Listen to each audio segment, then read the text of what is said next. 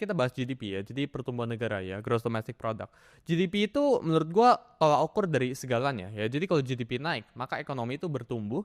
Kalau ekonomi bertumbuh, maka investasi atau financial market di negara itu bagus ya. Jadi kalau kita ngomong misal Indonesia GDP itu bertumbuh, maka IHSG itu bakal bertumbuh juga ya. Indeks harga saham gabungan ya, saham Indonesia itu bakal grow gitu. Karena ekonominya itu grow ya, karena produksinya naik, pendapatan per kapita naik, income-nya naik, pajaknya naik, semuanya naik gitu ya. Jadi GDP itu menurut gua faktor atau indikatornya utama ya dari sebuah ekonomi atau dari sebuah negara. Nah ini rumusnya actually ya, GDP itu suka dibagiin per kuartal ya. Jadi setiap tahun ya kita bakal receive 5 reports ya. Yang pertama itu per tahun ya, setiap akhir tahun, ini bentar lagi setiap akhir tahun gitu ya.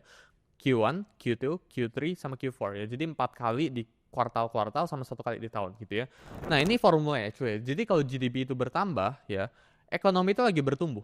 Tapi kalau GDP itu stuck aja, ya, ekonomi itu stuck alias jelek banget, yaitu very bad atau ekonomi itu bahkan bermasalah gitu ya. Apalagi kalau GDP itu menurun, maka ekonomi itu lagi ada dalam masalah sekarang gitu ya. Ini contoh chartnya ya, dari US Economics ya. Ini biasanya GDP itu diperhatikan kayak gini, ada yang percentage change gitu ya. Jadi kayak contohnya US economy expands at the fastest pace in nearly 2 years ya. Ini data dari Bloomberg. Jadi cara kalian ngeliat data tuh kayak gini ya. Ini dari sini nih kurang lebih gitu ya. Nah kita cek ya, jadi kita udah bahas inflasi kurang lebih, ini gue bahasnya lumayan cepet karena menurut gue ini essential, tapi menurut gue nggak perlu diputer-puter dan nggak perlu diperpanjang-panjang ya kan, perlu tinggal recap aja kan. Inflasi itu penting gitu ya, inflasi itu harus ada, tapi harus pas.